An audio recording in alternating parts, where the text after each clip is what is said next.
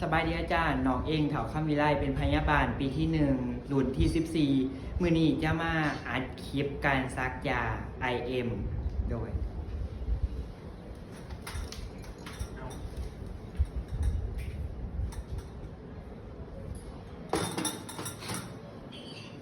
ขั้นตอนทำอิฐคือกวดเอกสารคนเจ็บว่าซื้อแนวใดมาจากไซต์อะไรกะเบิ่งซื้อยาให้ละเอียด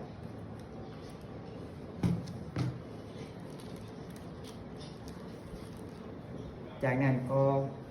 เขาไปหาคนเจ็บเพื่อถามสบายดีพอซื้อบุญมีบ่นอโดย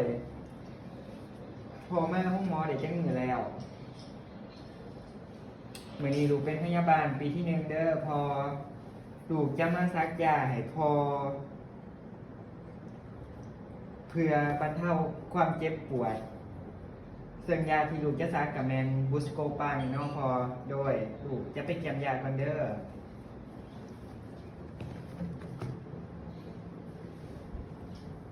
หลังมือหาขั้นตอน1 2 3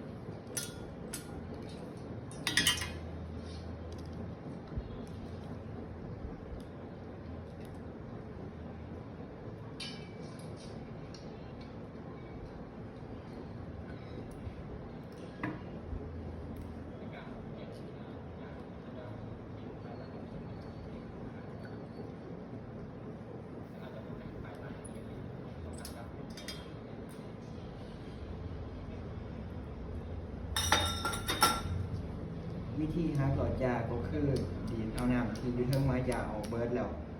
เบิ่งถ้ายาจะมีจุดจะเป็นจุดออกนอกเลยค่ะฮักเข้ามาง่าย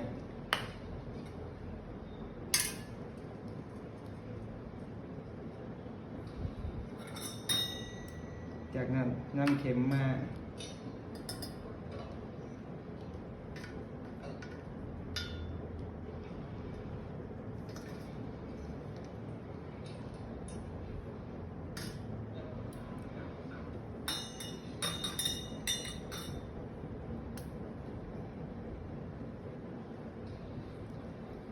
ดูดยาก็คือดูด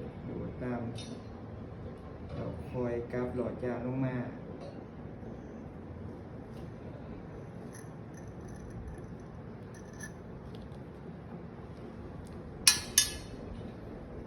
จากนั้นปล่อยอากาศออก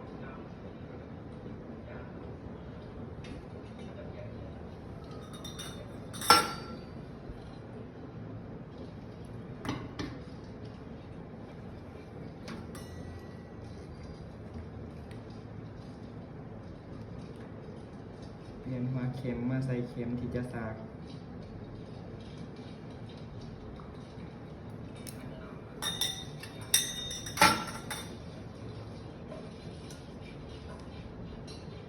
จากนั้นนำยามาสากให้คนเจ็บโดยพอหลุดจะสากยาพอแล้วเด้อด้วย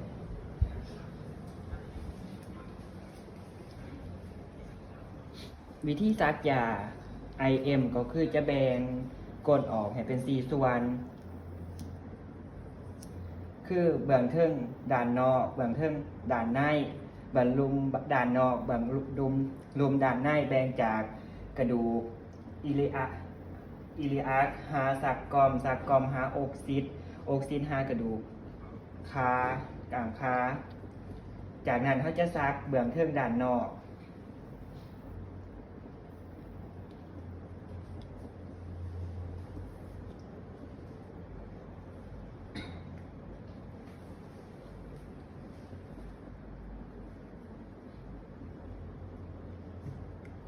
ซักยาจะเบิ่งวิธี2 ไว้ 1 สา1คือไว้ 1คือแทงเข็มเข้าไว้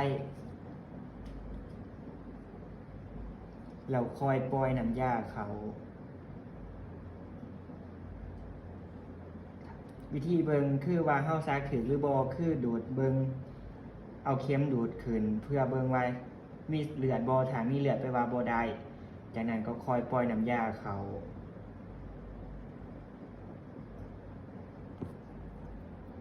แล้วก็ดึงเข็มออกอย่างไว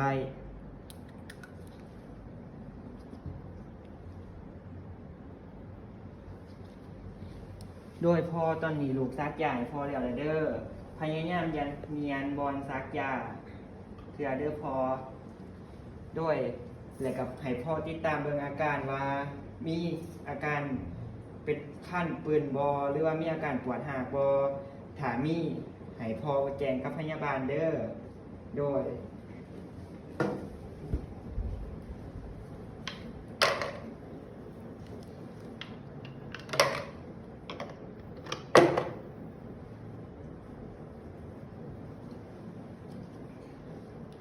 จากงานก็บันทึกลงใส่ปึ่มพยาบาลปึ่ม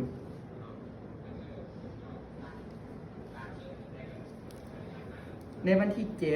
เดือน 2 2024ได้ซักยาบูสโกปังเพื่อลดพรอาการเจ็บท้องเจ็บจุกในท้องให้พอบุญมีขอขอบใจอาจารย์